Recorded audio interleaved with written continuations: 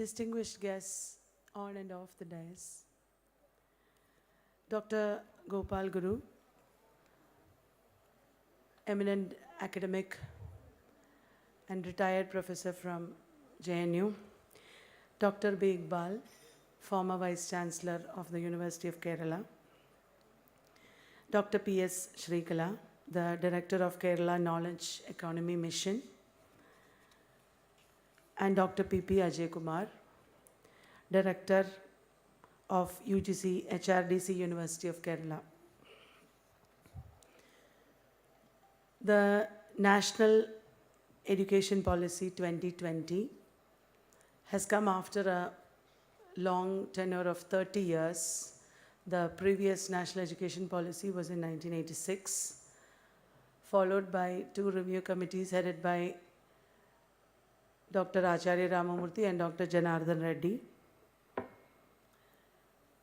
It is with a lot of hope that we look forward to the implementation of this NEP 2020 by the year 2040. It is an application and skill-based, futuristic approach that the government has towards education in this policy.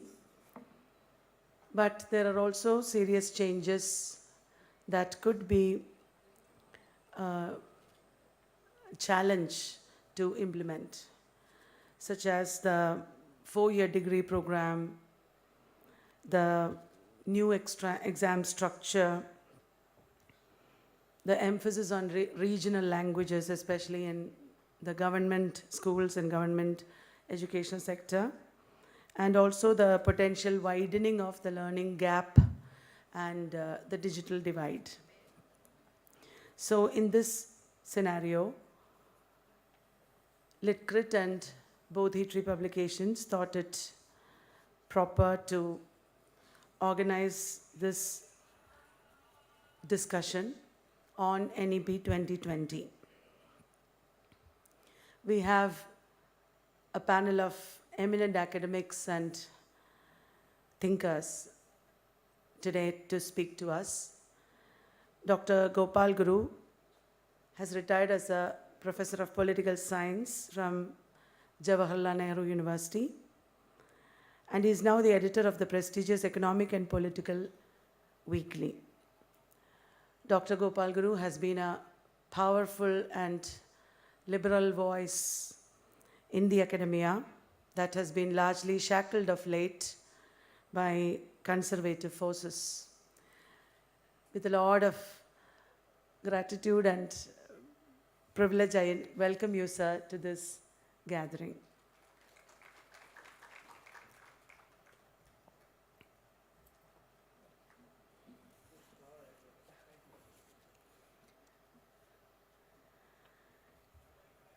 Dr. B. Iqbal is an eminent personality that we all are familiar with.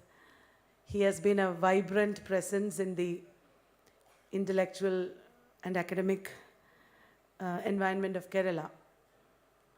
Having served a brilliant term as Vice Chancellor of University of Kerala from 2000 to 2004, he has remained as a formidable figure and a fearless crusader against injustice and ignorance of various kinds. He has contributed significantly to developing the academic and administrative realms in Kerala equally. With great pride and pleasure, I welcome you, sir, to this august assembly.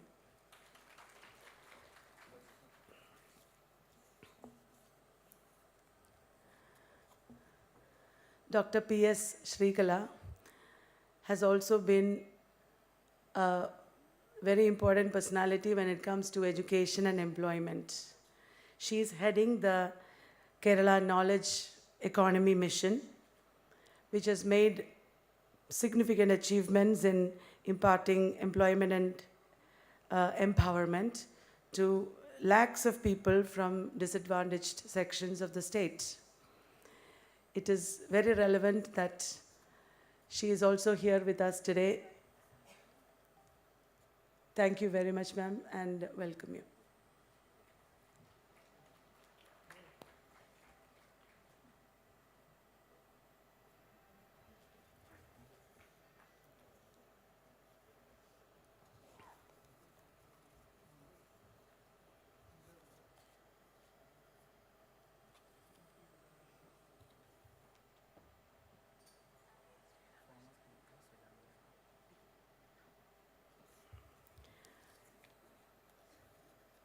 We are happy to welcome Shri P. Sri Ramakrishnan, former Speaker of Kerala Legislative Assembly, who has just joined us in spite of a busy schedule.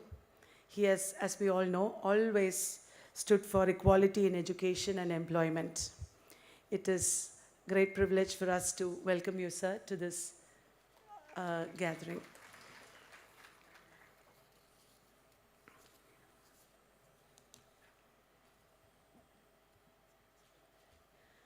Dr. P.P. Ajay Kumar has been the Pro-Vice Chancellor of the University of Kerala, and he is now the Director of UGC HRDC, University of Kerala. He is also the Chief Editor of LitCrit, a well-known research journal, almost half a century old, and the special issue of LitCrit is being released today. I welcome you, sir, to this gathering.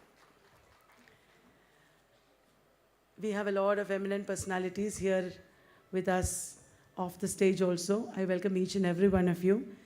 Thank you. We greatly look forward to your participation in the discussions. Thank you very much.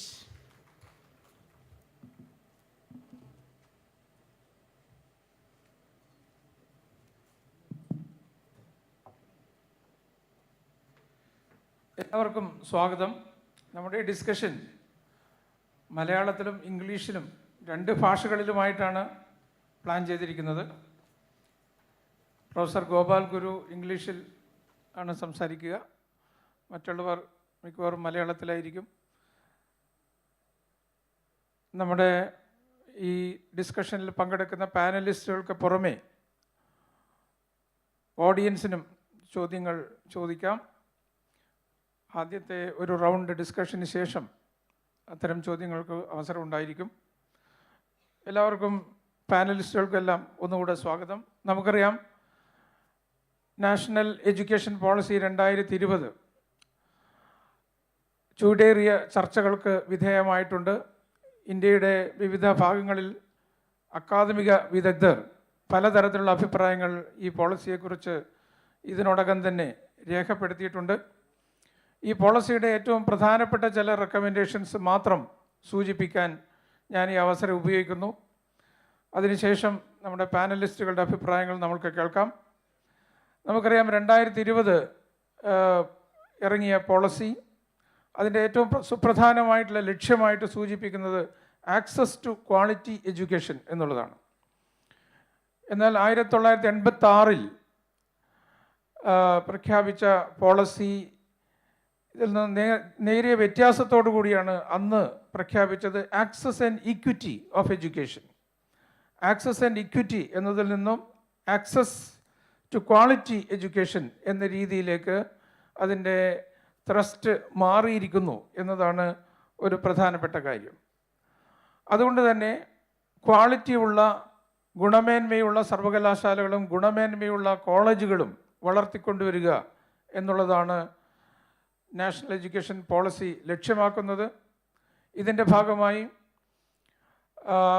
വലിയ ഏറ്റവും അതായത് ബൃഹത്തായ multi disciplinary universities സ്ഥാപിക്കുക എന്നതൊരു സുപ്രധാന ലക്ഷ്യമായി കാണുന്നു. അതോടൊപ്പം തന്നെ കോളേജുകളുടെ കാര്യത്തിൽ പറയുകയാണെങ്കിൽ 3000-ഉം അതിന് മുകളിലും ഉള്ള വിദ്യാർത്ഥികളുള്ള ബൃഹത്തായ കോളേജുകൾ എന്നതാണ് ലക്ഷ്യമായിട്ട് പ്രഖ്യാപിക്കുന്നത്. അത് ഒരു ജില്ലയിൽ ഒരു കോളേജ് എങ്കിലും മിനിമം ഉണ്ടാകണം. 2040 ഇത് പ്രാബല്യത്തിൽ വരണം എന്നതാണ് ലക്ഷ്യമാക്കുന്നത്. So large multi disciplinary universities and colleges.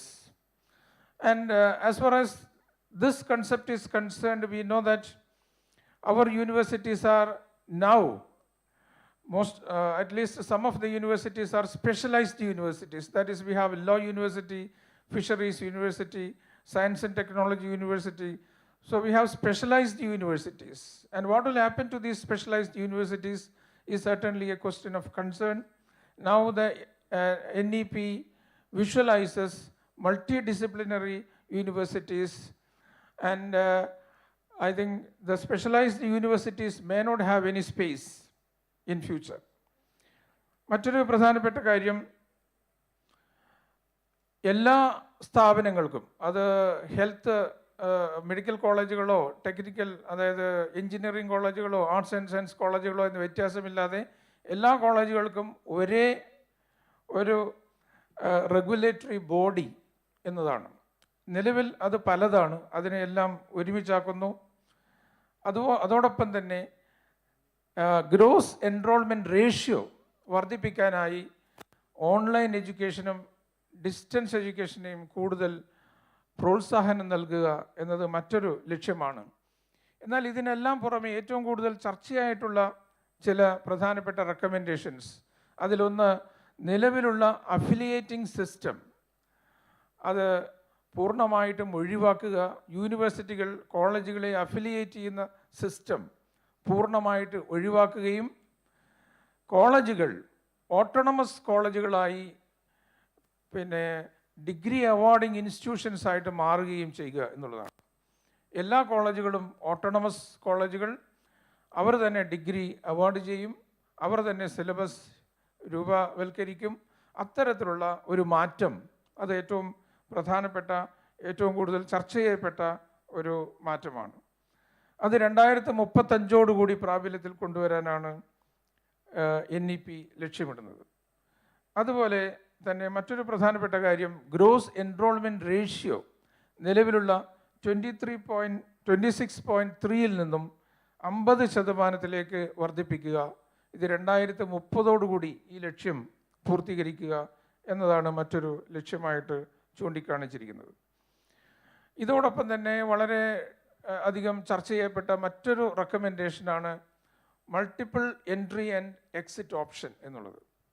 അതായത് നമ്മളിന്ന് ഡിഗ്രി എന്നത് 3 വർഷത്തെ ഡിഗ്രിയാണ്, അത് 4 വർഷ ഡിഗ്രി ആയിട്ട് മാറ്റുകയും അതിൽ ഏത് വർഷത്തിൽ വേണമെങ്കിലും വിദ്യാർത്ഥികൾക്ക് എക്സിറ്റ് ചെയ്യാൻ അതുപോലെ തന്നെ എൻ്റർ ചെയ്യാനും ഉള്ള ഓപ്ഷൻ അനുവദിക്കുക എന്നതാണ്. 1-ാം വർഷം പൂർത്തിയാക്കി പഠനം മതിയാക്കുന്ന ഒരാൾക്ക് ഒരു ഡിപ്ലോമ നൽകും. 2 വർഷം പൂർത്തിയാക്കി പഠനം മതിയാക്കുന്ന ഒരാൾക്ക് ഒരു ഡിപ്ലോമ, അഡ്വാൻസ്ഡ് ഡിപ്ലോമ നൽകും. 3 വർഷം പൂർത്തിയാക്കുന്നവർക്ക് ഗ്രാജുവേഷൻ സർട്ടിഫിക്കറ്റ് നൽകും. 4 വർഷം പൂർത്തിയാക്കി കഴിഞ്ഞാൽ അവർക്ക് നേരിട്ട് റിസർച്ചിന് ജോയിൻ ചെയ്യാൻ സാധിക്കും. അതോടൊപ്പം തന്നെ PG പ്രോഗ്രാമിലും ഈ ഒരു മാറ്റം വരുന്നുണ്ട്. PG 2 വർഷ PGയും 1 വർഷ PGയും ഉണ്ട്. 3 വർഷത്തെ ഡിഗ്രി കംപ്ലീറ്റ് ചെയ്യുന്ന ഒരാൾക്ക് 2 വർഷ PGയിൽ ജോയിൻ ചെയ്യാം. 4 വർഷത്തെ ഡിഗ്രി കംപ്ലീറ്റ് ചെയ്യുന്നവർക്ക് 1 വർഷ PGയിൽ ജോയിൻ ചെയ്യാം. അപ്പോൾ അത്തരത്തിലുള്ള മാറ്റങ്ങൾ ആണ് എനിക്ക് തോന്നുന്നു നമ്മുടെ നിലവിലുള്ള സിസ്റ്റത്തെ പൂർണ്ണമായിട്ടും മാറ്റുന്ന, അതെങ്കിലും അതിനെ മാറാൻ വേണ്ടി പ്രേരിപ്പിക്കുന്ന ഒരു റെക്കമെൻഡേഷൻ. അപ്പോൾ ഇതോടൊപ്പം തന്നെ അക്കാഡമിക് ബാങ്ക് ഓഫ് ക്രെഡിറ്റ്സ്, അത് മറ്റൊരു പ്രധാനപ്പെട്ട റെക്കമെൻഡേഷനാണ്. അക്കാഡമിക് ബാങ്ക് ഓഫ് ക്രെഡിറ്റ്, അതിൻ്റെ പദപ്രയോഗം തന്നെ വളരെ പ്രധാനമാണ്. അതൊരു ബാങ്ക് പോലെ തന്നെ, ബാങ്കിൽ നമ്മൾ പണം നിക്ഷേപിക്കുന്നത് പോലെ നമുക്ക് ക്രെഡിറ്റ്സ് നിക്ഷേപിക്കാം. അത് ഏത് സമയത്തും നമുക്ക് തിരിച്ചെടുത്ത് ഉപയോഗിക്കാം എന്നുള്ളതാണ്. നിലവിൽ നമ്മളൊരു 3 വർഷ ഡിഗ്രി പ്രോഗ്രാമിന് ജോയിൻ ചെയ്യുമ്പോൾ ആ 3 വർഷത്തിൽ തന്നെ നമ്മളതെല്ലാം പഠിച്ചു തീർക്കണം. അല്ലെങ്കിൽ അഡീഷണലായിട്ട് ആ പരീക്ഷ എഴുതാൻ മാത്രം നമുക്ക് അഡീഷണൽ അവസരങ്ങൾ ലഭിക്കുന്നു. എന്നാൽ അക്കാഡമിക് ബാങ്ക് ഓഫ് ക്രെഡിറ്റിൻ്റെ പ്രത്യേകത, നമ്മൾ ഒരു ക്രെഡിറ്റ് ഏൺ ചെയ്ത് കഴിഞ്ഞാൽ അത് ഏത് സമയത്തും നമുക്ക് തിരിച്ച് എടുത്ത് ഉപയോഗിക്കാൻ സാധിക്കും. അതിലൂടെ ഡിഗ്രി വാങ്ങാൻ സാധിക്കും. അക്കാഡമിക് ബാങ്ക് ഓഫ് ക്രെഡിറ്റ്സും വളരെ പ്രധാനപ്പെട്ട ഒരു റെക്കമെൻഡേഷനാണ്. അതോടൊപ്പം NEP ലക്ഷ്യമിടുന്ന മറ്റൊരു പ്രധാനപ്പെട്ട കാര്യം, നിലവിൽ ഡിഗ്രി പ്രോഗ്രാമിൽ വളരെ വളരെ വളരെ ലിമിറ്റഡ് ആയിട്ടുള്ള, അതായത് ഏതെങ്കിലും ഒരു പ്രത്യേക സബ്ജക്റ്റ് മാത്രം പഠിക്കുക എന്നുള്ള ഒരു രീതിയാണ് ഫോളോ ചെയ്യുന്നത്. അത് മാറ്റി കൂടുതൽ മൾട്ടി ഡിസിപ്ലിനറി ആക്കുക എന്നൊരു ലക്ഷ്യം ഉണ്ട്. അതായത് ആർട്സും സയൻസും തമ്മിൽ വലിയ വ്യത്യാസമില്ലാതെ സയൻസ് പഠിക്കുന്ന ഒരു വിദ്യാർത്ഥിക്ക് മ്യൂസിക്കോ അല്ലെങ്കിൽ ആർട്സിൽ, അതായത് ഇംഗ്ലീഷോ ലാംഗ്വേജോ അല്ലെങ്കിൽ മറ്റുള്ള ലിറ്ററേച്ചറോ അല്ലെങ്കിൽ ഈവൻ പെർഫോമിംഗ് ആർട്സോ ഏത് വേണമെങ്കിലും പഠിക്കാവുന്ന അവസരങ്ങൾ കിട്ടുന്നു. അതുപോലെ ആർട്സ് വിഷയമെടുത്ത ഒരു വിദ്യാർത്ഥിക്ക് സയൻസിലുള്ള ഏതെങ്കിലും കോഴ്സ് ചെയ്യണമെങ്കിൽ അത് ചെയ്യാനുള്ള അവസരം കിട്ടുന്നു. അത് അത്തരത്തിൽ വളരെ സ്ട്രിക്റ്റായിട്ട് നമ്മൾ വിഭജിച്ചിരിക്കുന്ന ഈ വിഭാഗങ്ങളെ എല്ലാം കൂട്ടിയോജിപ്പിക്കുന്ന, അതിനെയെല്ലാം ഒരുമിപ്പിക്കുന്ന ഇൻ്റർ ഡിസിപ്ലിനറി ആയിട്ടുള്ള ഒരു സിസ്റ്റം ആണ് വിഷ്വലൈസ് ചെയ്യുന്നത്. ഇത്തരത്തിൽ I think NEP is visualizing a totally different system of education in which students will get lot of variety of choices, variety of that means credits from different disciplines, and they can go for any kind of subject, even though their basic discipline is arts or science, etc. At the same time, it also raises a lot of concerns as well, because we find that in the present scenario, the students who opt for a degree, he can study and get that degree and then go for a particular job or higher studies, etc. But under NEP, we find that they get a lot of options for exit.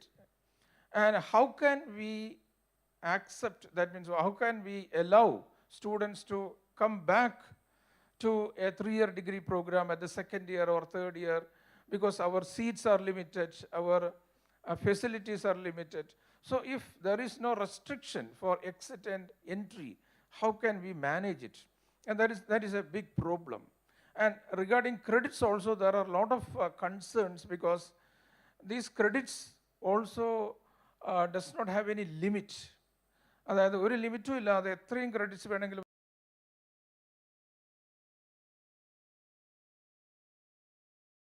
ഒക്കെ വഴിവെക്കാൻ സാധ്യതയുണ്ട്. അതോടൊപ്പം തന്നെ ഒരു കുട്ടി ഒരു കോളേജിൽ നിന്നും ഒരു സബ്ജക്റ്റ് പഠിക്കുന്നു, അടുത്ത സെമസ്റ്ററിൽ മറ്റൊരു കോളേജിൽ പഠിക്കുന്നു, അതിനടുത്ത സെമസ്റ്ററിൽ വീണ്ടും പുതിയൊരു കോളേജിൽ പഠിക്കുന്നു. ഇങ്ങനെ പല പല കോളേജുകളിൽ പഠിച്ച് ഒരു ഡിഗ്രി പൂർത്തിയാക്കുന്ന വിദ്യാർത്ഥിക്ക് ആരാണ് ഈ സർട്ടിഫിക്കറ്റ് കൊടുക്കുക? അത് കാരണം പല കോളേജിലും പലതരത്തിലുള്ള സിലബസ് ആയിരിക്കും, പല യൂണിവേഴ്സിറ്റിയിലും സിലബസ് വ്യത്യാസമായിരിക്കും. അപ്പോൾ ഇത്തരത്തിലുള്ള പ്രായോഗിക പ്രശ്നങ്ങൾ ധാരാളം ഉന്നയിക്കപ്പെട്ടിട്ടുണ്ട്. അതിന് വ്യക്തമായിട്ടുള്ള മറുപടി ഇതുവരെ നമുക്ക് ലഭിച്ചിട്ടില്ല എന്നതും വസ്തുതയാണ്. എന്നിരുന്നാലും തീർച്ചയായിട്ടും ഈ ഡിസ്കഷനിലൂടെ നമുക്ക് ഈ കാര്യത്തിലൊക്കെ ഒരു എനിക്ക് തോന്നുന്നു കൂടുതൽ വ്യക്തമായിട്ടുള്ള ധാരണ ഡെവലപ്പ് ചെയ്യാൻ സാധിക്കും എന്ന് പ്രതീക്ഷിക്കുന്നു. First of all, I would like to request Professor Gopal Guru to present his comments on the national education policy and how it is going to affect our higher education system in India. Over to Professor Gopal Guru.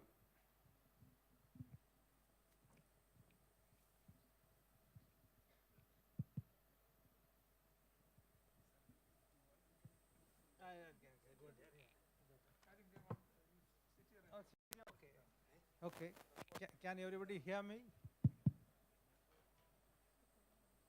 Okay.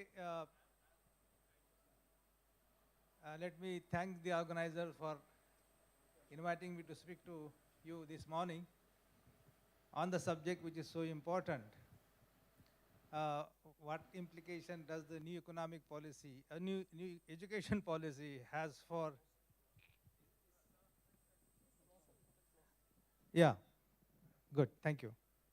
So the discussion that we are holding on a very important subject called New Education Policy of 2020 and its implication for the higher education in Kerala. Dr. Ajay Kumar has already spoken about the problems of the NEP, New Education Policy. While it looks attractive, but it has several difficulties. For example, we want to go from the specialized subject, specialized universities to interdisciplinary, multidisciplinary subjects, so that you can accumulate so many credits. But what to do with those credits after you accumulate them, that answer is not given in the policy. Should we sit on the credit for a very long time? How do you encash those credits is the question that the policy doesn't answer in clear terms.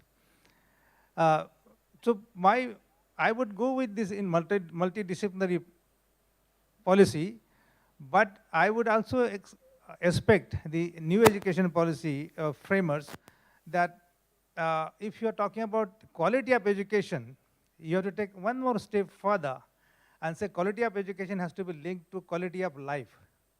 Becoming a teacher or doctor or engineer or a brilliant student is good, but not enough. You have to be a good human being. How do you be with your classmate, your teacher, your neighbor, your parents, your colleagues and others? Only means that you are actually living a very full quality life, not life which is actually individualized. So my submission would be therefore, and I think if you are following in Kerala, and particularly you, sir, that if you really want to follow multidisciplinary things, my suggestion would be actually to introduce on priority in science, mathematics, science, commerce, management, social sciences, subjects like humanities, literature, philosophy. Because what we are now facing is the tension among ourselves, tension on caste, gender, communalism. That gap has to be minimized. How do you do it? You have to start, so many students from the schools and colleges sitting here, I must really appeal to them that you must learn how to actually behave nicely, decently with our own friends, colleagues, teachers. Do not have any evil feeling either with your student friends or your parents or your neighbor. So that can be done only you actually bring in ethics. Ethics as to how to behave with others is ethics. So one class of ethics has to be introduced at all the levels. That is how I think you can actually enrich the very concept of interdisciplinarity. Otherwise, it would be a very vacuous concept. And therefore, I think Kerala is in a very good position. I have seen the documents and some figures that Kerala public institutions, higher learning, like colleges and universities, have more enrollments than the private. So that means there's a very fertile ground for values like equality, justice, freedom, dignity, democracy, which has a better success, which actually stands a better chance to succeed in this. And so I think you are supposed to give emphasis on these subjects, on these values. But then, how do you do it? Humanity, you have to bring in the values to the classroom, and then only I think equality becomes one important concern. Now, equality is not a vacuous term.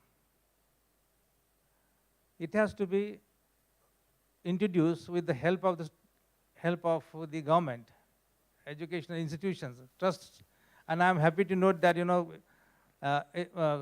Education Department, Kerala government has more funds for education and health than the national average, which is so commanding. So that you can, I don't know whether you have to correct me. Am I right or wrong in saying so? Yeah, all right. So thank you. So I think that you're already into it. So you can not only ensure gross enrollment, but also introduce a quality education in that growth. It is not simply a quantity, but also a quality. That would demand that you also have a very even development of higher education in all the regions of Kerala. And I was told that, compared to some regions are really not doing well in terms of gross enrollment of higher education. So that we have to take care, particularly Malappuram on that side. That regional imbalance is still there. So you have to actually take care of that. But that's not my concern. You will take care of that, I'm sure, because your budget is going up and there are very good teachers and the quality research will also take place. The real problem for rooting these values into the institutions and the consciousness of the, stakeholders in education, he has to face another challenge. And the challenge comes from nothing than digital education. One problem is you're facing with digital divide. Now, and we faced this digital divide, digital inequality during the pandemic. And we carried so many articles on this in EPW. You can only access those. I mean, those poor children, without any cell phone, smartphone, were out of the circulation. They just couldn't learn. 27% of them in Maharashtra, I know, they couldn't really access education. So because they didn't have infrastructure, they didn't have Wi-Fi, no connectivity. Somebody would go go to the hills and sit there and capture connectivity. Impossible. So the digital divide is simply a matter of actually improving the infrastructural facilities and technological inputs to be given to those students, those kids who are in need of that. But that's one thing. The other thing, you are saying that, digital also is very important because you don't have to rely on the print, because print is far away. You just can't, if you want to, I remember an American scholar came to Mumbai and she wanted to have a small reference. The reference wasn't available in Mumbai. She flew to Calcutta for a small reference. But she had money. We don't have money. If a Kannur person wants to come to Thiruvanathapuram library, has to spend money, invest time and all that. But digital has made it easy. You can access it. If you are a member of JSTOR or other things or Encryptnet, UGC has provided that very good medium. You can connect. But you can download, you can access, you can read on screen, new material, new research. That is possible. You can also play some games, but you should also read some serious stuff. That is all there. But the problem that we face is this. Digital divide is one problem. The other big problem is that, it will actually push out humanities. It will actually render humanities without human being. And I think Kerala government will take due notice of this problem. What is this pushing out human being from humanities? That once you actually go on working on online, your face-to-face interaction, relationship is gone. And as they say in philosophy, when you see a person, you look at the face and the person is smiling at you, you feel very happy about it, isn't it? So there is an ethics of face. There is ethics in your face, your cheeks. When you smile, the other person also reciprocates and you also smile. And there is a very, very cordial, harmonious relationship you are establishing. That cordiality, harmony, intimacy is gone because you are on Facebook, not face to face. And that is the moral damage that digital education can do. So because the images are temporary. Images on the screen are temporary. You just push a wrong button, image is gone. When you see a person, the person's image is already printed in your mind permanently. You can't, oh, this fellow laughed at me, smiled at me at this time, and I don't forget that smile, such a beautiful smile, lovely smile. But that sense of being, it's an aesthetic sense that is gone because of the digital. And I'm just giving one example. There are several examples one can give. Kids want to see their friends. They want to go. Actually, the reports, surveys said, even in the West, that kids want to go to the school. They want to see their friends. They want to interact with them intimately, with their teachers. And that digitalization, so that is the problem. Yeah? Can you check the possibilities of no, we can't stop it, but we have to actually go beyond that. You have to use it very, very effectively. You have to engage with it. The problem, this is the real problem, sir. If you allow digital education, digital technology take the control over you, then you are gone. You become slave to that digital. And the best example, the worst example is that you are busy 24/7 with phones. I have seen some people, the two people looking at the phone now, and they're taking selfie. So that is, in a selfie, you become, the digital is a problem. Selfie, because you are so much self-loving and engrossed, you don't see anybody in front of you, only selfie. Is that the life? Is that the quality of life you want to lead?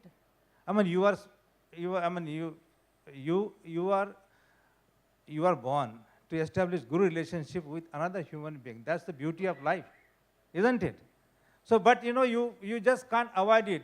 For practical reasons, you can't avoid digital. You have to bring in digital, but you don't allow digital to take over you, and it shouldn't really completely exhaust you in terms of your thinking. You can be a skilled person, as the NEP says. You can get a lot of skill, but are you a thinking being? You can actually produce, you can say you have now achieved this knowledge economy through digital. But is your society knowledge society? Knowledge about human being? Knowledge about his or her pains and sufferings and tormentation? All that questions have to be answered outside digital. Digital will unless lead you to that. Know more, read more, what is happening elsewhere in the country. Actually, it is now the Google God that will help you to get access to. I'm just taking a last moment. So, I mean, through Google, you can access literature anywhere. You have to pay some fee through JSTOR and InflipNet, and that I think the government will pay, I guess. They are paying, I think. I mean, government colleges and universities are actually members of that. So you can freely access, but you have to invest more time, quality time, in doing research, understanding other societies, understanding other human beings. And that's why I think my critique of digital is very, very major. It's not completely dismissive. Thank you. നമ്മുടെ ഗുണമേന്മയുള്ള വിദ്യാഭ്യാസം എന്നത് ഗുണമേന്മയുള്ള വ്യക്തികളെ വാർത്തെടുക്കുക എന്നത് കൂടിയാണ്. നമ്മുടെ സമൂഹത്തിലെ ഉച്ചനീചത്വങ്ങളെ ഒക്കെ മനസ്സിലാക്കാനും അതിന് അതീതമായി പെരുമാറാനും സാധിക്കുന്ന ഉന്നത മൂല്യങ്ങളുള്ള വ്യക്തികളെ വാർത്തെടുക്കാൻ ഗുണമേന്മയുള്ള വിദ്യാഭ്യാസത്തിന് സാധിക്കണം. അത് യഥാർത്ഥത്തിൽ അതാണ് ലക്ഷ്യമാക്കേണ്ടത്. അതുപോലെ ഡിജിറ്റൽ ഡിവൈഡ് അത് നമ്മുടെ നിലവിലുള്ള ഒരു വലിയ പ്രശ്നമാണ്. ആ ഒരു പ്രശ്നത്തെയും അഡ്രസ്സ് ചെയ്തുകൊണ്ടാണ് പ്രൊഫസർ ഗോപാൽ ഗുരു സംസാരിച്ചത്. അടുത്തതായി ഈ വിഷയത്തിൽ സംസാരിക്കാനായി ഡോക്ടർ ഇക്ബാലിനെ ക്ഷണിക്കുന്നു.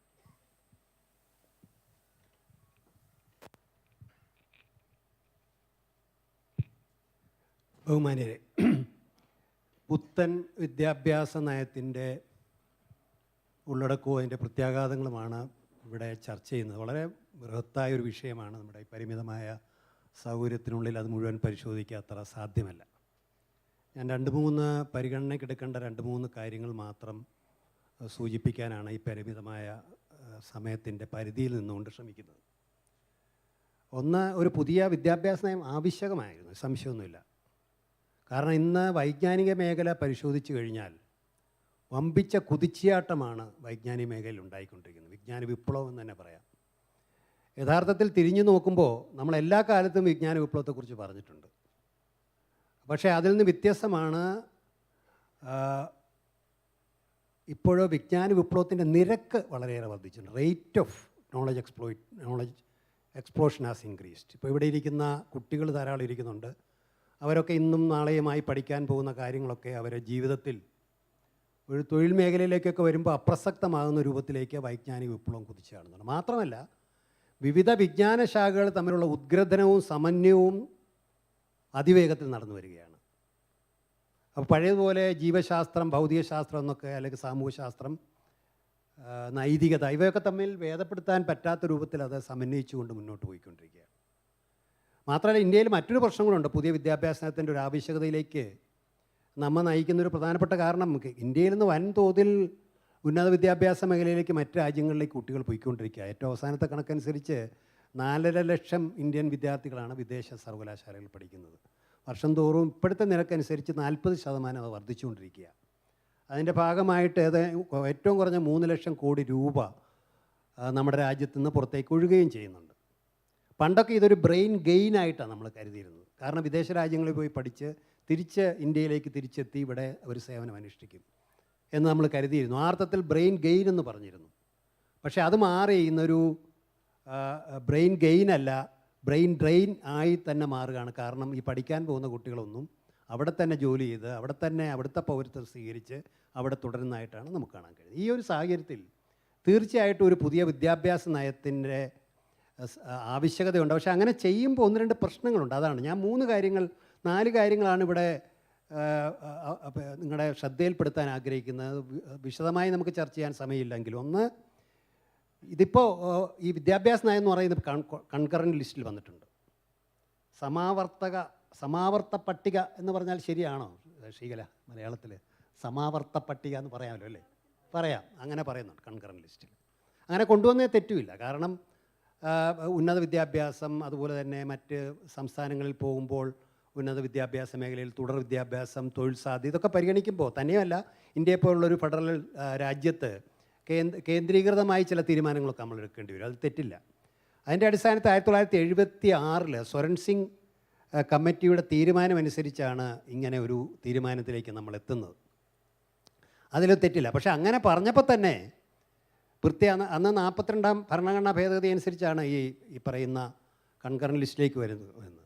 അന്ന് അപ്പോൾ തന്നെ ഒരു കാര്യം ഊന്നി പറഞ്ഞിരുന്നു, 76 തന്നെ നമ്മുടെ ഭരണഘടനയുടെ നിയാമക തത്വങ്ങൾ ലംഘിക്കാൻ പാടില്ല എന്ന് പറയുന്നുണ്ട്.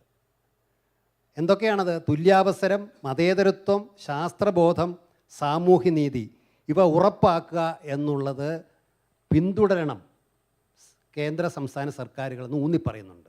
എൻ്റെ ആദ്യമായിട്ട് എനിക്കിവിടെ അവതരിപ്പിക്കാനുള്ള ഒരു പ്രമേയം എന്ന് പറയുന്നത്, പുതിയ വിദ്യാഭ്യാസ നയത്തിൽ നമ്മൾ വരികൾക്കിടയിലൂടെ വായിക്കുമ്പോഴും അതിൻ്റെ നടപ്പാക്കൽ ഇപ്പം നടന്നുകൊണ്ടിരിക്കുകയാണെങ്കിലും ഈ തത്വത്തെ ലംഘിക്കുന്നു എന്നുള്ളതാണ് എൻ്റെ പ്രധാനപ്പെട്ട ഒരു പ്രമേയം.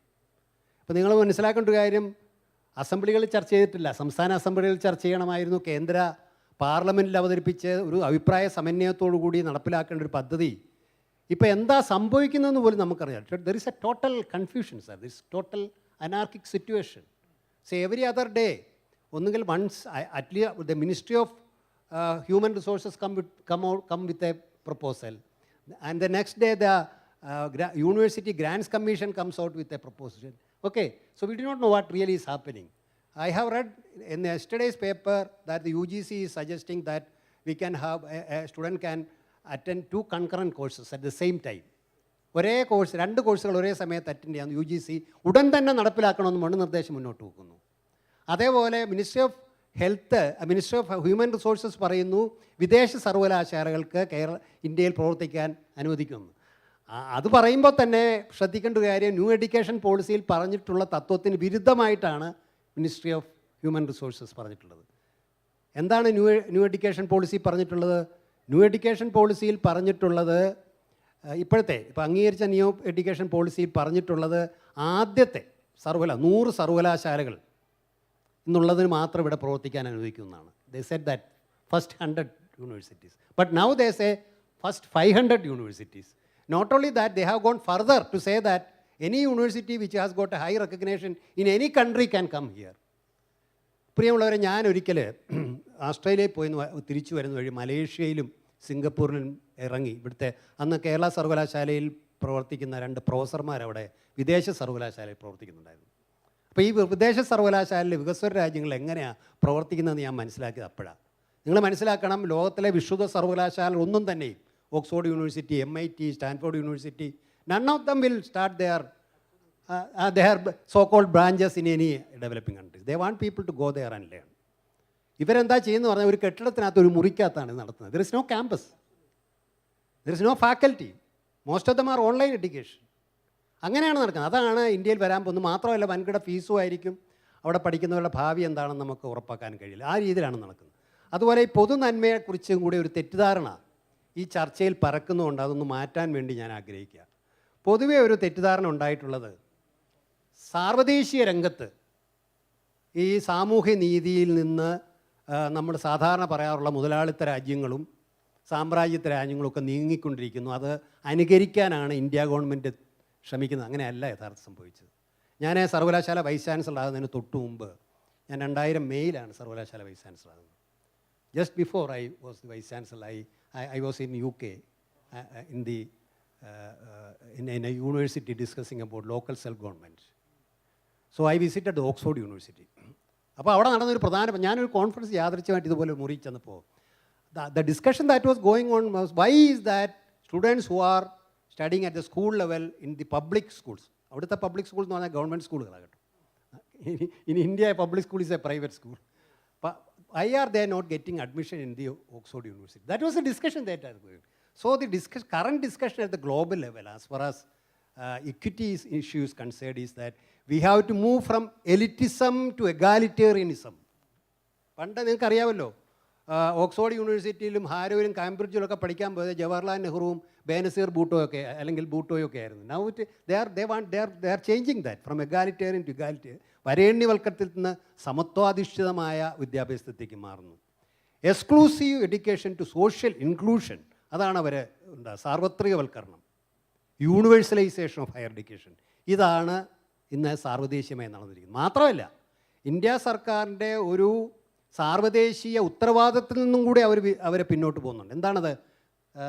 സസ്റ്റൈനബിൾ ഡെവലപ്മെൻറ്റ് ഗോളിൽ നമ്മളും പങ്കാളികളാണ്. നമുക്കറിയാം SDG 2015 വന്നു, 2030 പൂർത്തിയാക്കേണ്ടത്. അതിൽ SDG 4 അനുസരിച്ച് ഈ ഇൻക്ലൂസീവ് ഇക്വിറ്റി എഡ്യൂക്കേഷനെ കുറിച്ചാണ് പറയുന്നത്. ഗുണമേന്മയുള്ള വിദ്യാഭ്യാസം എല്ലാവർക്കും എത്തിച്ചു കൊടുക്കുക എന്നുള്ളതാണ് യഥാർത്ഥത്തിൽ നമുക്ക് സാർവദേശീയമായി നമ്മളൊരു പ്രഖ്യാപിച്ചിട്ടുള്ളത്.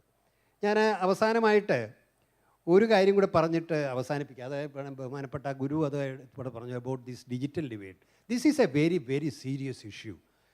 നമ്മൾ മനസ്സിലാക്കേണ്ട ഒരു കാര്യം, അതിൻ്റെ സാധ്യതകൾ വളരെയേറെയാണ്, ഒരു സംശയമില്ല. ഉദാഹരണത്തിന്, there are new concepts emerging in education, like lifelong learning. ജീവിതകാലം മുഴുവൻ പഠിച്ചുകൊണ്ടിരിക്കണം. Constant upgradation and knowledge and skill is a must in this current world situation. But perpetual learning, need-based, self-directed, lifelong employability, limited education to expanded education, borderless education, anytime, anywhere education, ഇതുപോലുള്ള കൺസെപ്റ്റുകൾ emerge ചെയ്യുക. ഇതൊക്കെ സാധ്യമാക്കുന്ന digital സാങ്കേതികവിദ്യ. പക്ഷേ digital സാങ്കേതികവിദ്യ സാധ്യമാക്കണമെങ്കിൽ 4 ഘടകങ്ങളുണ്ട്. ഒന്ന്, അതിനുള്ള ഒരു ഉപകരണം വേണം. First of all you should have A smart phone with you. ഇപ്പോൾ 5G വന്നില്ലേ, അപ്പോൾ എല്ലാവരും ഫോൺ മാറ്റണം, പഴയ ഫോൺ പറ്റില്ല. 2, കണക്ടിവിറ്റിയാണ്. പണ്ട് കണക്ടിവിറ്റിക്ക് BSNL ഒരു കുത്തകയുണ്ടായിരുന്നു, അത് പോയി. കാരണം നമ്മുടെ സമുദ്രാന്തര കേബിളുകളൊക്കെ BSNLൻ്റെ കയ്യിലായിരുന്നു, പൊതുമേഖലയിലായിരുന്നു. ഇന്ത്യ മുഴുവൻ ഓപ്റ്റിക് ഫൈബർ കേബിൾ അവരാണ് ആദ്യം ഇട്ടത്. പക്ഷേ ഇപ്പോൾ എന്താണ്, 5G വന്നപ്പോൾ ആരാ അതിൻ്റെ ഉത്തരവാദിത്വം? എയർടെല്ലും അല്ലേ, എയർടെലിൻ്റെയും റിലയൻസിൻ്റെയും കയ്യിലേക്ക് അത് മാറിക്കഴിഞ്ഞു. പിന്നെ ഡേറ്റ ചാർജ്, അതും കൂടെ പറയണം. ഇത് കണക്ടിവിറ്റി കിട്ടിയാൽ പോരാ, ഡേറ്റ ചാർജ് കൊടുക്കും. ഇത് ഉപയോഗിക്കാൻ പറ്റിയ ഒരു അന്തരീക്ഷം നമുക്കിന്ന് ലഭ്യമാണോ? അതുകൊണ്ട് ഡിജിറ്റൽ സാങ്കേതിക, ഇപ്പോൾ ഇവർ പറയുന്നത് എന്താണെന്നറിയാമോ, നമ്മുടെ സാധാരണ പഠനമൊക്കെ പൈസ ഉള്ളവർ പഠിച്ചോട്ടെ, ബാക്കിയുള്ളവർക്കൊക്കെ ഓൺലൈൻ ഓപ്പൺ സ്കൂൾ എഡ്യൂക്കേഷനാണ് അവർ നിർദ്ദേശിക്കുന്നത്. ഓപ്പൺ യൂണിവേഴ്സിറ്റിയിൽ ഡിജിറ്റൽ സാങ്കേതികവിദ്യ ആണ് ഉപയോഗിക്കുന്നത്. പക്ഷേ അവിടെ ഈ പ്രശ്നം സ്വാഭാവികമായിട്ടും ഉയർന്നു വരും. അപ്പോൾ എന്താ പറ്റുന്നത്? IT haves and IT have notes. വിവരസാങ്കേതിക വിദ്യ ഉള്ളവരും വിവരസാങ്കേതിക വിദ്യ ഇല്ലാത്തവരും. Information rich and the information poor. വിജ്ഞാന ദരിദ്രരും വിജ്ഞാന ധനികരും എന്ന രീതിയിൽ സമൂഹത്തിൽ ഒരു പുതിയ വിഭജനവും കൂടി ഉണ്ടാകാൻ പോവുകയാണ്. Already the society is divided. Now with the digital technology by which we can actually close the division is going to further widen the social division in the country. ഞാൻ അവസാനമായിട്ട് ഇപ്പോൾ വന്ന ഇതും കൂടെ ഇതിനെക്കുറിച്ച് ഞാൻ സൂചിപ്പിച്ചു. അപ്പോൾ ഇതാണ് ഇപ്പോഴത്തെ സ്ഥിതി.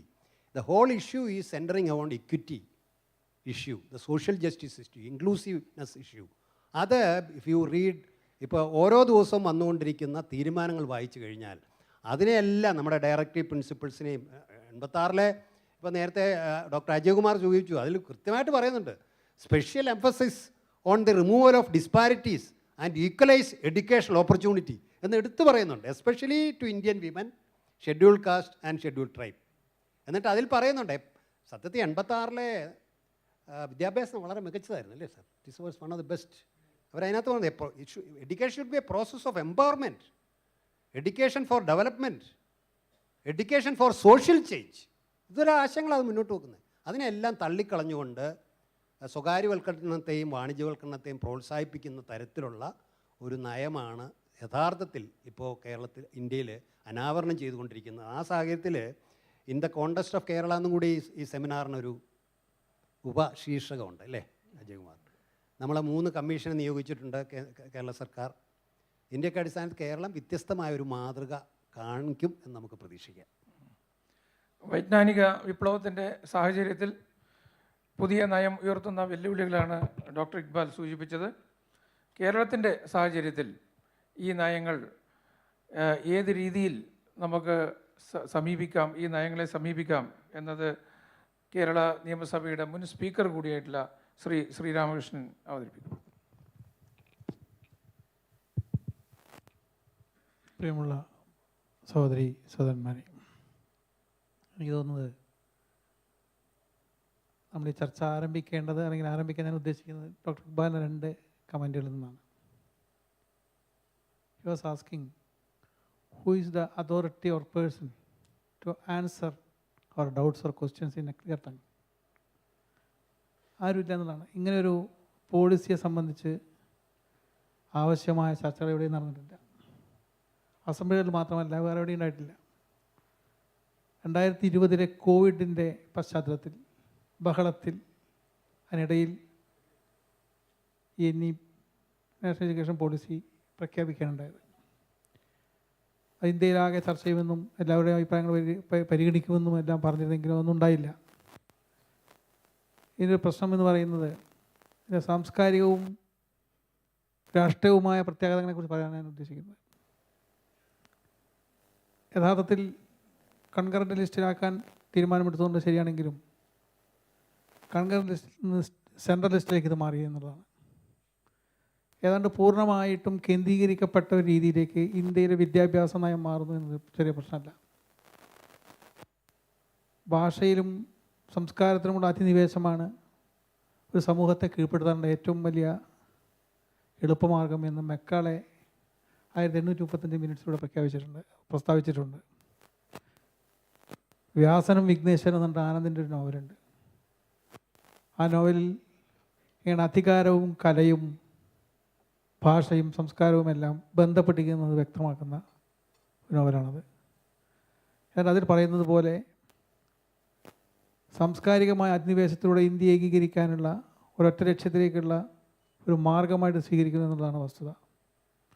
എനിക്കിപ്പോൾ ഓർമ്മ വരുന്നത് മലയാളം സർവകലാശാല രൂപീകരിക്കാൻ നമ്മൾ തീരുമാനിച്ചു. ആ ഡിസ്കഷൻ അസംബ്ലിയിൽ നടന്നപ്പോൾ 2 തരത്തിലുള്ള അഭിപ്രായങ്ങൾ വന്നു. ഞാൻ ചർച്ച പങ്കെടുത്ത് പറയാൻ ഉദ്ദേശിച്ചത് മലയാളത്തിന് ഒരു സർവകലാശാല വേണോ, മലയാളത്തിൽ ഒരു സർവകലാശാല വേണോ എന്നായിരുന്നു. എൻ്റെ അഭിപ്രായമായിട്ട് ഞാൻ പറഞ്ഞു മലയാളത്തിൽ ഒരു സർവകലാശാല വേണ്ടത്. ലോകത്തിലെ സർവ്വവിജ്ഞാന ശാഖകളും മലയാളത്തിൽ ലഭ്യമാക്കുന്ന ഒരു സർവകലാശാലയാണ് വേണ്ടത്. അല്ല മലയാളത്തിന് ലാംഗ്വേജും ലിംഗ്വിസ്റ്റിക്കും പഠിപ്പിക്കാൻ സർവകലാശാലയുടെ ആവശ്യമില്ല എന്നാണ് ഞാൻ ഉന്നയിച്ചത്. അത് തർക്കമായിട്ട് നിന്നെങ്കിലും ഇന്നും മലയാളത്തിൽ സർവകലാശാലയാണോ മലയാളത്തിനോ സർവകലാശാലയാണോ ഡൗട്ട് തുടർന്നുകൊണ്ടിരിക്കുകയാണ്. മലയാളത്തിന് സർവകലാശാലയല്ല, മലയാളത്തിൽ സർവകലാശാലയാണ് വേണ്ടത്. ഭാഷാപരമായ നമ്മുടെ അറിവിൻ്റെ നന്നായി പുഷ്ടിപ്പെടുന്ന ഒരു സംവിധാനം എന്ന നിലയിലാണത് വരേണ്ടത്. അതിൽ പരിശോധിക്കുമ്പോൾ ചർച്ചകളും കൂടുതലും ഇല്ലാത്തൊരു ഘടന ഡോക്ടർ കസ്തൂരംഗൻ്റെ വിഖ്യാതമായ നാഷണൽ എഡ്യൂക്കേഷൻ പോളിസിയായിട്ട് വന്നിട്ടുള്ളത്.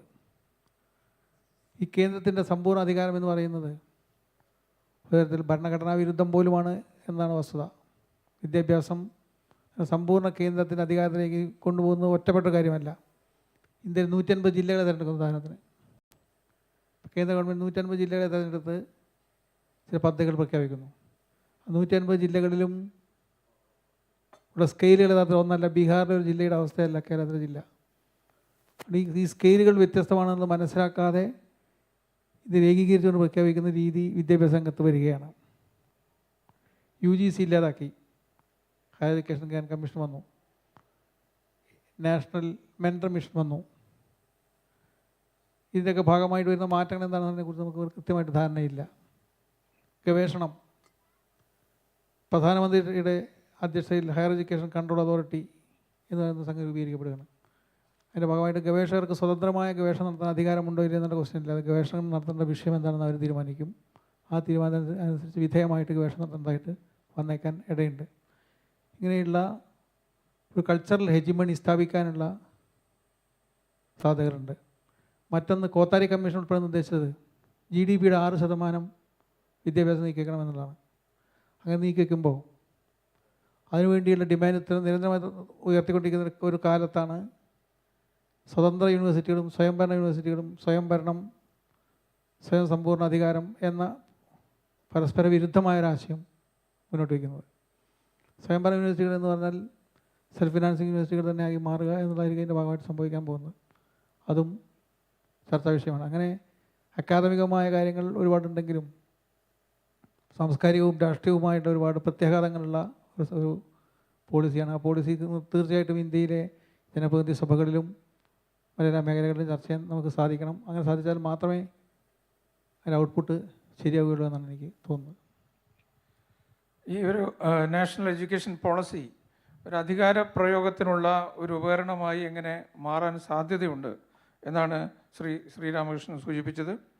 അടുത്തതായി സംസാരിക്കാനായി ഡോക്ടർ PS ശ്രീകലയെ ക്ഷണിക്കുന്നു.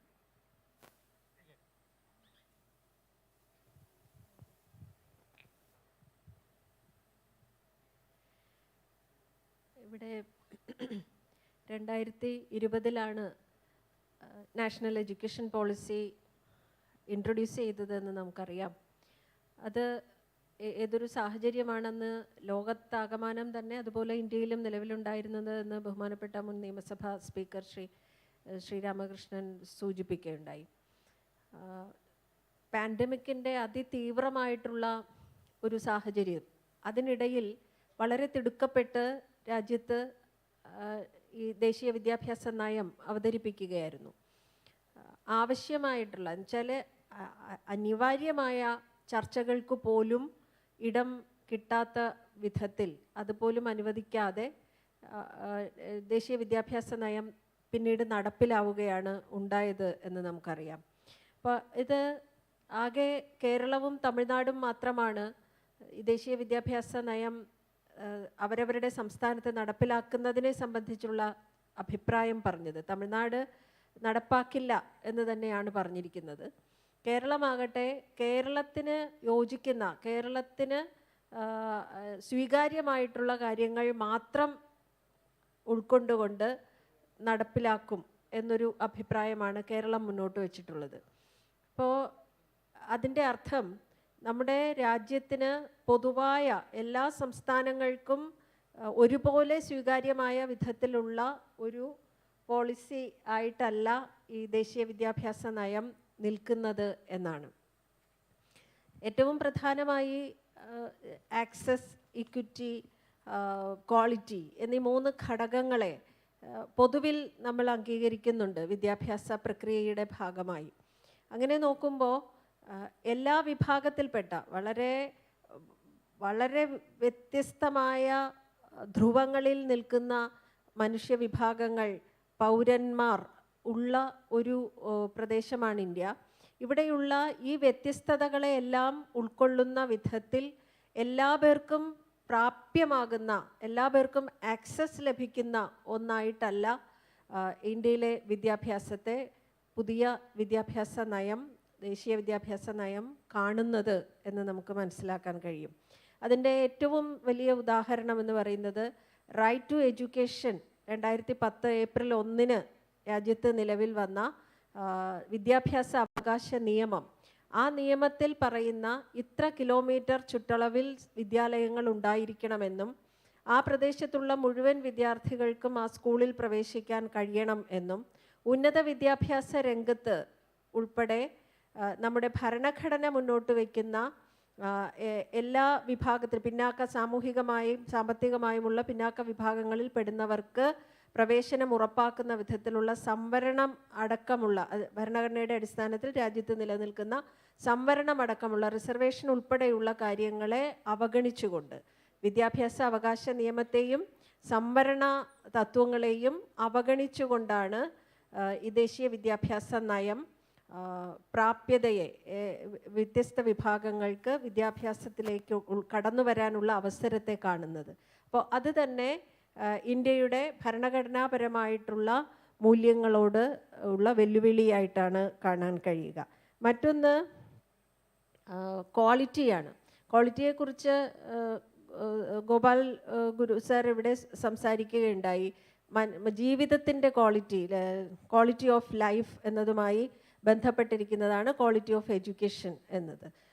പക്ഷെ എന്ത് ക്വാളിറ്റിയാണ് നൽകാൻ ഉദ്ദേശിക്കുന്നത്? ഈ വിദ്യാഭ്യാസ നയം വളരെ വ്യക്തമായി അത് പറയുന്നുണ്ട്. കോൺസ്റ്റിറ്റ്യൂഷൻ എന്ന് ഇടയ്ക്കിടയ്ക്ക് പറയുന്നുണ്ടെങ്കിലും ഒരിടത്തു പോലും സെക്യുലറിസം എന്ന പ്രയോഗം നമ്മുടെ നാഷണൽ എഡ്യൂക്കേഷൻ പോളിസിയിൽ ഇല്ല. മതനിരപേക്ഷത എന്നുള്ളതിനെക്കുറിച്ച് പറയുന്നതേ ഇല്ല. വളരെ ബോധപൂർവമാണെന്ന് തന്നെ കരുതണം. അതേസമയം കോൺസ്റ്റിറ്റ്യൂഷണൽ വാല്യൂസ് എന്ന് റിപ്പീറ്റ് ചെയ്യുന്നുണ്ട് താനും. മറിച്ച് സെക്കുലറിസം എന്നുള്ളതിന് പകരം പറയുന്ന മറ്റൊരു കാര്യം ട്രഡീഷണൽ എഥോസ്, അത് പാലിക്കപ്പെടണം, സംരക്ഷിക്കപ്പെടും എന്നുള്ളതാണ്. അങ്ങനെ ട്രഡീഷണൽ എഥോസ് വെച്ചിട്ട് പരമ്പരാഗത മൂല്യങ്ങൾ, പാരമ്പര്യമായി പിന്തുടർന്നു വരുന്ന മൂല്യങ്ങൾ വിദ്യാഭ്യാസത്തിലൂടെ സമൂഹത്തിൽ യാഥാർത്ഥ്യമാക്കാൻ ശ്രമിക്കുമ്പോൾ സംഭവിക്കുക ഭരണഘടനാ മൂല്യങ്ങൾ മാറ്റി പ്രതിഷ്ഠിക്കപ്പെടുകയാണ്. ഭരണഘടനാ മൂല്യങ്ങൾ ഇല്ലാതാവുകയാണ്. അതായത് എല്ലാ പൗരർക്കും, സ്ത്രീകളും പുരുഷന്മാരും ട്രാൻസ് വ്യക്തിത്വങ്ങളും അടക്കമുള്ള ദളിതരും മത ന്യൂനപക്ഷങ്ങളും അടക്കമുള്ള എല്ലാ വിഭാഗങ്ങൾക്കും ഒരേ നിലവാരത്തിലുള്ള വിദ്യാഭ്യാസവും ജീവിത ഗുണനിലവാരവും ഉണ്ടാവേണ്ടതിൻ്റെ സ്ഥാനത്ത് പെൺകുട്ടികൾ നല്ല അമ്മമാരായും നല്ല ഭാര്യമാരായും നല്ല സഹോദരിമാരായും ജീവിക്കണം എന്ന സന്ദേശം നൽകുന്ന ഒന്നാണ് ഇന്ത്യയിൽ ഇന്ന് നമ്മൾ പറയുന്ന പരമ്പരാഗത മൂല്യം എന്ന് പറയുന്നത്. ആ പാരമ്പര്യത്തിൽ പെടുന്ന കുറച്ച് പെൺകുട്ടികളെ, സ്ത്രീകളെ സൃഷ്ടിക്കാനായിരിക്കും ഗുണനിലവാരത്തിൻ്റെ കാര്യത്തിൽ ഈ ദേശീയ വിദ്യാഭ്യാസ നയം വിദ്യാഭ്യാസ പ്രക്രിയയിൽ ശ്രമിക്കുക എന്നുള്ളതാണ് കാണേണ്ടുന്ന ഒരു കാര്യം. മറ്റൊന്ന് ഡിജിറ്റൽ വിദ്യാഭ്യാസത്തെക്കുറിച്ച് പറഞ്ഞതാണ്. അത് സൃഷ്ടിക്കുന്ന വിടവ്, ആ കാര്യത്തിൽ എല്ലാവരും ഒരേ അഭിപ്രായത്തോടെയാണ് സംസാരിച്ചത്. അതിനോട് ഞാനും പൂർണ്ണമായി യോജിക്കുന്നു. ഈ പാൻഡമിക്കിൻ്റെ കാലത്താണ്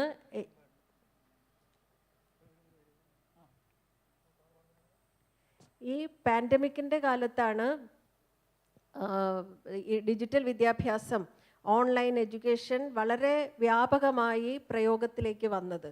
പക്ഷെ ആ സമയത്ത് 3 വയസ്സിനും 35 വയസ്സിനും ഇടയിൽ പ്രായമുള്ള ആളുകൾ, വിദ്യാർത്ഥികളായിട്ടുള്ളവർ, പഠിച്ചുകൊണ്ടിരിക്കുന്നവർ, 3 വയസ്സിനും 35 വയസ്സിനും ഇടയിൽ പ്രായമുള്ള പഠിച്ചുകൊണ്ടിരിക്കുന്ന വ്യക്തികളിൽ 3.5 കോടി പെൺകുട്ടികൾ ഈ ഓൺലൈൻ പ്ലാറ്റ്ഫോം ഉപയോഗിച്ചിട്ടേയില്ല.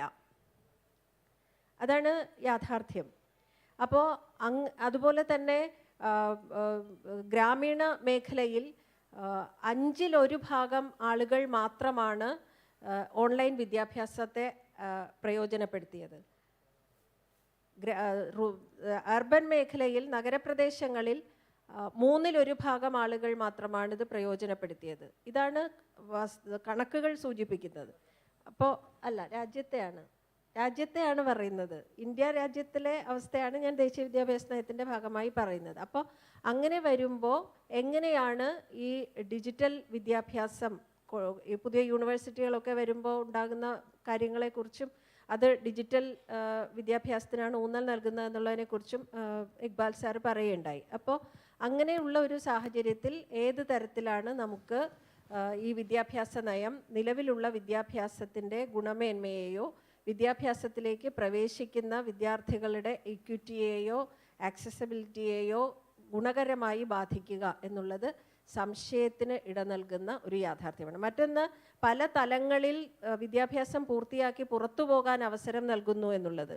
അതും തീർച്ചയായിട്ടും പെൺകുട്ടികളുടെ വിദ്യാഭ്യാസത്തെയും അവരുടെ തൊഴിലിനെയും പ്രതികൂലമായി ബാധിക്കുന്ന ഒന്നായിരിക്കും. ഡിപ്ലോമ കഴിഞ്ഞ് വിദ്യാഭ്യാസം അവസാനിപ്പിക്കാം എന്നുള്ള ഒരു തീരുമാനം ഉണ്ടാവും. മറ്റേത് ഒരു UG കോഴ്സ് പൂർത്തിയാക്കി വിദ്യാഭ്യാസം പൂർത്തിയാക്കുക എന്നുള്ളതിന് പകരമായി ഒരു ഡിപ്ലോമയിൽ അവസാനിപ്പിക്കാം, അഡ്വാൻസ് ഡിപ്ലോമയിൽ അവസാനിപ്പിക്കാം എന്നതൊക്കെ തന്നെയും വളരെ മെച്ചപ്പെട്ട ഒരു തൊഴിലിലേക്ക് എത്തുന്നതിനും ഗുണമേന്മയുള്ള ഉയർന്ന വിദ്യാഭ്യാസം നേടുന്നതിനും സാമൂഹികമായി പിന്നാക്കം നിൽക്കുന്നവർക്കും സ്ത്രീകൾക്കും വളരെ പ്രതികൂലമായി അവരെ ബാധിക്കാവുന്ന ഒരു യാഥാർത്ഥ്യമാണ്. ഞാൻ ഈ പറഞ്ഞതെല്ലാം തന്നെ ഇന്ത്യയുടെ സാഹചര്യത്തിൽ നിന്നുകൊണ്ടാണ് സംസാരിച്ചത്. വിദ്യാഭ്യാസ നയത്തിലെ സ്വീകാര്യമായ കാര്യങ്ങൾ മാത്രമേ അംഗീകരിക്കൂ എന്ന് കേരളം പറഞ്ഞു കഴിഞ്ഞു എന്നുള്ളത് കൊണ്ടാണ് കേരളത്തിൻ്റെ പശ്ചാത്തലത്തിൽ ഇതിനെക്കുറിച്ച് പറയാതിരുന്നത്. ഞാനിവിടെ ഡിജിറ്റൽ ഡിവൈഡിനെ കുറിച്ചുള്ള കൺസേൺ എല്ലാവരും ഉന്നയിച്ചുകൊണ്ട് പറയുകയാണ്. We cannot stay away from the digital reality, we have to engage it. അങ്ങനെ വരുമ്പോൾ കേരളത്തിൽ സംഭവിച്ചെന്താ? ഡിജിറ്റൽ ഡിവൈഡിനെ ഇല്ലാതാക്കാൻ വേണ്ടി, അതിനെ ടാക്കിൾ ചെയ്യാൻ വേണ്ടി ഒരു പക്ഷേ ലോകത്ത് ഒരു സൊസൈറ്റി ശ്രമിച്ചിട്ടുണ്ടെങ്കിൽ കേരളമായിരിക്കും. K-phone ഉൾപ്പെടെയുള്ള പുതിയ സംവിധാനങ്ങളിലൂടെ കേരളത്തിലെ എല്ലാ ഗ്രാമങ്ങളിലും സാധാരണക്കാരായ ആളുകൾക്കും കർഷകർക്കും കർഷകർക്കും എല്ലാം ലഭ്യമാകുന്ന വിധത്തിൽ ഡിജിറ്റൽ സൗകര്യങ്ങൾ എത്തിക്കാൻ കഴിയുന്ന ഒരു സംസ്ഥാനമായിട്ട് കേരളം മാറുകയാണ്. ഡിജിറ്റൽ ഡിവൈഡിങ് ഒഴിവാക്കി ഡിജിറ്റൽ ഡെമോക്രസിക്ക് യാഥാർത്ഥ്യം കാണിക്കാൻ കഴിയുന്ന സ്ഥലമായിട്ട് കേരളം മാറുന്നു. അത് യാഥാർത്ഥ്യമാകുമെന്നുള്ള തന്നെ പ്രതീക്ഷ. We are the only state or only society those are trying to tackle this issue. അത് കൂടി കണ്ടിട്ട് വേണം പറയാൻ. നമ്മുടെ ചർച്ചയിൽ പ്രധാനമായിട്ടും ഉന്നയിച്ചിരിക്കുന്ന വിദ്യാഭ്യാസ രംഗത്ത് മാറ്റങ്ങൾ അനിവാര്യമാണ് എന്ന കാര്യത്തിൽ എല്ലാവരും യോജിക്കുന്നു. അതേസമയം ഇന്ത്യയുടെ അടിസ്ഥാന തത്വങ്ങളായിട്ടുള്ള തുല്യത, മതേതരത്വം, സാമൂഹിക നീതി എന്നിവയിൽ അടിസ്ഥാനമാക്കി വേണം ഈ ഒരു മാറ്റം കൊണ്ടുവരേണ്ടത്. അതോടൊപ്പം തന്നെ സ്വകാര്യവൽക്കരണത്തിനും അതുപോലെ കച്ചവടവൽക്കരണത്തിനും ചിലപ്പോൾ സാധ്യത ഉണ്ടാവുന്ന തരത്തിലുള്ള പല നയങ്ങളും ഈ ഒരു പോളിസിയുടെ ഭാഗമായിട്ട് വന്നിട്ടുണ്ട്. അതിൽ ആശങ്ക രേഖപ്പെടുത്തുന്നു.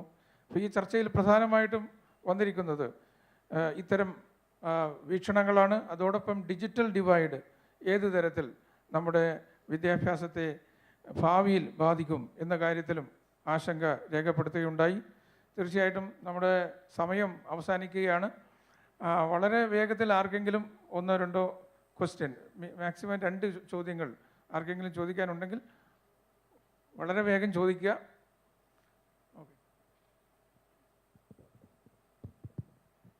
Hello, sir. Sir, we are actually talking extensively about the education, the changes in education and everything. There is certain pressure that is being put on the teachers who are expected to deliver this change. See, when the COVID situation hit, the teachers, they were actually existing in the system. They took a certain time to adapt to the changes. So by the time most of the teachers were adapted to the changes, the situations actually changed practically. So it took over 2 years to even technically adjust to the technological changes that the situation put forward. So when we are actually talking about huge changes in the system that we are expecting to brought about by the year 2040. But also we are also talking about the ethical values and the digital divide and everything.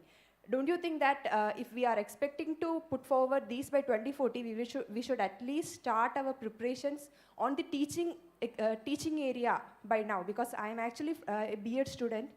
We are from Thiruvanathapuram BNV College, and we are already the systems changed like 2019, and the education systems already changed.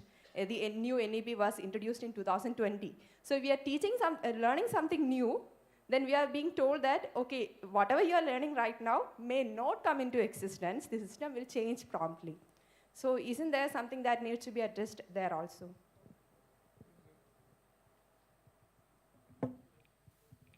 A very pertinent issue has been raised by this young lady. In fact, if you look at the process of education, there are three factors you have to take into consideration. One is teaching, learning, and third is research. But unfortunately, when we are discussing about all these changes, which are going to transform the higher education and the school education also in our country, we do not look at how this should be delivered in the form of teaching, learning process. Now, I am a neurosurgeon. I am a faculty of the medical education department. There is a process by which we constantly upgrade our knowledge and skill. But when I came to the university system, what I found here was that there is no mechanism by which you can actually change that teaching learning process here. We have a establishment called Academic Staff College, which is not functioning properly.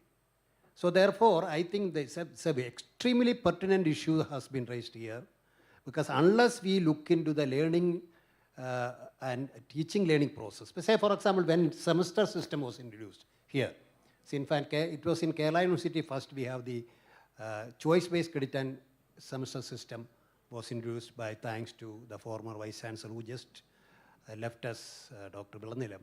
When we wanted to introduce it to the college, the immediate response from the teachers was our workload will increase. In fact, the very teaching learning process in semester system is different. So unless we know how to adapt to the teaching learning in a semester system, you may find you are overburdened with your work. So therefore, I think, Jaykumar, since you are all in the university system and you as a pro-vice chancellor, we have to look very seriously into the upgradation of knowledge and skill. Yeah, because I am very sorry to say that the academic community, if you look at the academic community, the upgradation of knowledge and skill in that community is extremely poor. And therefore, naturally, they will not be able to transfer it to the teachers. So a big gap is there. Thank you for raising this. I think your point is very, very important. That there is an element of uncertainty the teacher is facing. The moment you are on one subject, next day the subject may not be there, so it would have changed. So that uncertainty is there and that will create confusion. The point that we should really raise to NEP 2020 is this, that when the issues, problems like communalism, poverty, unemployment are permanent, and your subjects are changing every day, how do you actually handle this? You will have different notion of poverty. I mean, science will define poverty differently, arts will define poverty differently, commerce will define poverty differently. I mean, actually, you are mutilating the very subject. There's a mutilation of subject. But that is not learning, it's not thinking. You have to think with one problem. You can bring several solutions to one problem, and interdisciplinary will make sense when you actually tackle that problem which is accumulated. Accumulating credit is fine, but problems are also accumulating at the same time. Okay, I think it is time.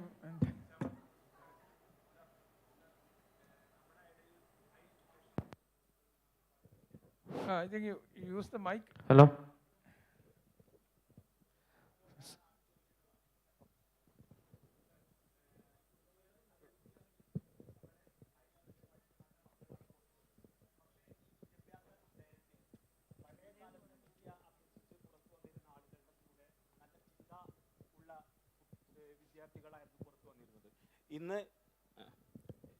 Hello. Very good afternoon, sir. Sir, നമ്മുടെ ഇന്ന് പഠിച്ച് വളർന്ന് പുറത്തു വരുന്ന വിദ്യാർത്ഥികളുടെ ഇടയിൽ നല്ല രീതിയിൽ അവർ അഭ്യസിച്ച വിദ്യ വളരെ മനോഹരമായി വളരെ കഴിവുള്ള കുട്ടികളാണ് പുറത്തു വരുന്നത്. പക്ഷേ ഈ വിദ്യ അഭ്യസിച്ച് പുറത്തു വരുന്ന കുട്ടികളിൽ സാംസ്കാരികമായി, രാഷ്ട്രീയപരമായി, സാമൂഹികപരമായ മുന്നേറ്റങ്ങളോ കാഴ്ചപ്പാടുകളോ വളരെ വളരെ വളരെ ചുരുങ്ങിയ നിലയിൽ 10% കാണാൻ കഴിയുന്നുള്ളൂ. അത് പരക്കമായ പല ആളുകളും പറഞ്ഞിട്ടുള്ളൊരു സത്യമാണ്. സാർ, വിദ്യ അഭ്യസിച്ച് പുറത്തു വരുന്ന കുട്ടികൾക്ക് സാമൂഹികമായ കാഴ്ചപ്പാടും രാഷ്ട്രീയമായ കാഴ്ചപ്പാടും ഒക്കെ ഉള്ള ഒരു വിദ്യ അഭ്യസിക്കുന്ന രീതിയിലുള്ള ഡോക്ടർ ഇക്ബാലിനെ പോലെയുള്ള വളരെ ഗുരുജിയെ പോലെയുള്ള ആളുകളൊക്കെ ഇരിക്കുന്ന സദസ്സിൽ നിങ്ങൾ പഴയ നിയമസഭാ സ്പീക്കർ ശ്രീരാമകൃഷ്ണൻ സാറൊക്കെ ഇരിക്കുന്ന സദസ്സാണ്. അപ്പോൾ അത്തരം ഒരു വിദ്യാഭ്യാസ നയത്തിലേക്ക് കൂട്ടിക്കൊണ്ടുപോകാൻ ഈ ഒരു തരം അനാവശ്യമായ കാഴ്ചപ്പാടുകളുടെ തിരികെ കയറ്റിലുള്ള വിദ്യാഭ്യാസ നയത്തിനോട് ചോദ്യം ചെയ്തുകൊണ്ട് മാറ്റങ്ങൾ ഉണ്ടാക്കുവാൻ നിങ്ങൾക്ക് ശ്രമിക്കാൻ കഴിയില്ലേ സാർ? ഇതുപോലെ ഒരു ചോദ്യം കൂടി ഉണ്ട് സാർ. ഇൻ്റർനാഷണലായിട്ട് യാത്രയൊക്കെ ചെയ്തിട്ടുള്ള ഒരാളാണ്. അവിടെയൊക്കെ പോയി കഴിഞ്ഞാൽ രാജ്യം ഭരിക്കുന്ന കുട്ടികളോട്, പഠിച്ച കുട്ടികളോട് ചോദിച്ചു കഴിഞ്ഞാൽ അവിടുത്തെ ഭരണാധികാരികളുടെ പേരും വിവരവും ഒക്കെ അറിയും. നമ്മുടെ ഈ കൊച്ചു കേരളത്തിൽ പോലും മന്ത്രിമാരുടെ പേരോ അല്ലെങ്കിൽ MLA-മാരുടെ പേരോ ചോദിച്ചു കഴിഞ്ഞാൽ വളരെ ഹൈ എഡ്യൂക്കേഷനിൽ പുറത്തു വന്നുള്ള ആളുകൾക്ക് പോലും പറയാൻ കഴിയില്ല. അപ്പോൾ ഇവിടുത്തെ വിദ്യ അഭ്യസിക്കുമ്പോൾ പഴയ ചരിത്രങ്ങളിൽ ഭരിച്ചു വന്ന ആളുകളെ പോലെ ഇന്നുള്ള രാഷ്ട്രീയ പാർട്ടികളുടെ പേരും വിവരവും ഒക്കെ പഠിപ്പിക്കുന്ന ഒരു സമ്പ്രദായം കൊണ്ടുവന്നുകൂടെ? നല്ലതല്ലേ? അത് വേണ്ടതല്ലേ സാർ? Thank you. എനിക്ക് തോന്നുന്നു ഈ പറഞ്ഞത് പൂർണ്ണമായിട്ട് ശരിയല്ല എന്ന് എനിക്ക് തോന്നുന്നു. കാരണം മറ്റ് പല രാജ്യങ്ങളിലെ അപേക്ഷിച്ച് കേരളത്തിൽ പഠിക്കുന്ന വിദ്യാർത്ഥികൾക്കാണ് ലോക വിവരം വളരെ കൂടുതലുള്ളത് എന്നാണ് എല്ലാവരും പറയുന്നത്. പൊതുവേ അതാണ്.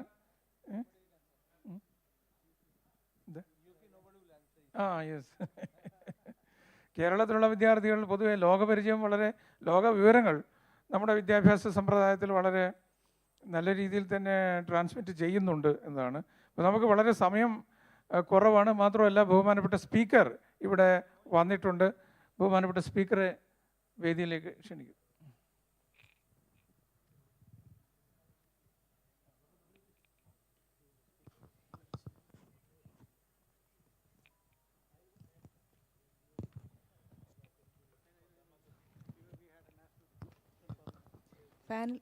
പാനൽ ചർച്ചയിൽ പങ്കെടുത്ത വിശിഷ്ടാതിഥികൾക്ക് നിയമസഭയുടെ സ്നേഹോപഹാരം നൽകുന്നതിനായി ബഹുമാനപ്പെട്ട സ്പീക്കർ ശ്രീ AN ഷംസീർ സാറിനെ ക്ഷണിക്കുന്നു.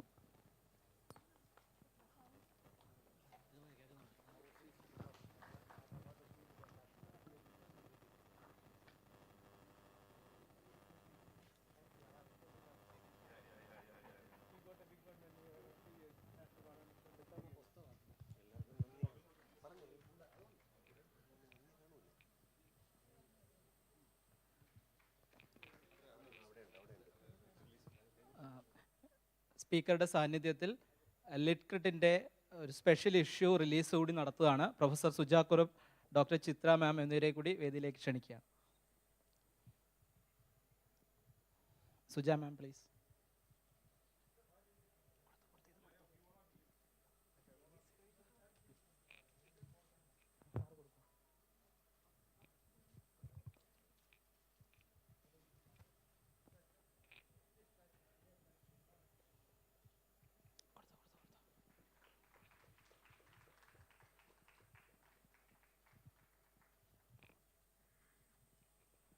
ബോധി ട്രീ ബുക്സിൻ്റെയും ലിറ്റ്ക്രിറ്റിൻ്റെയും സ്നേഹോപഹാരം നമ്മുടെ അതിഥികൾക്ക് നൽകുകയാണ്.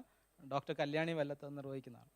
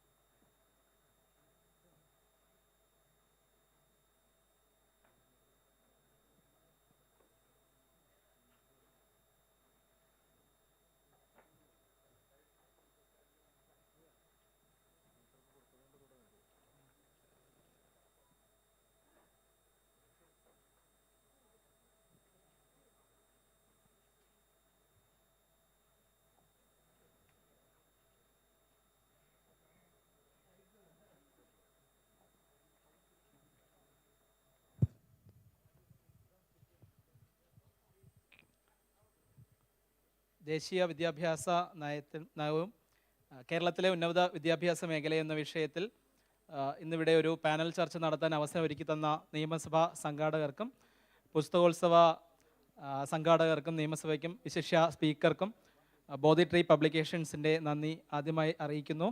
അതോടൊപ്പം ഇന്നിവിടെ പങ്കെടുത്ത് സംസാരിച്ച distinguished guest professor Gopal Guru, doctor P S Sreekala, P Sreeramakrishna അവർകൾ, doctor B Iqbal, doctor P Ajaykumar, ഈ വേദിയിൽ എത്തിയിട്ടുള്ള വേദിയിലും സദസ്സിലും എത്തിയിട്ടുള്ള ബഹുമാന്യ വ്യക്തികളെ എല്ലാവർക്കും ബോധി ട്രീ ബുക്സിൻ്റെയും ലിറ്റ്ക്രിറ്റിൻ്റെയും അകമഴിഞ്ഞ നന്ദിയും സ്നേഹവും അറിയിക്കുകയാണ്. സമയം കുറവ് കൊണ്ട് നമ്മൾ വൈൻഡപ്പ് ചെയ്യാണ്.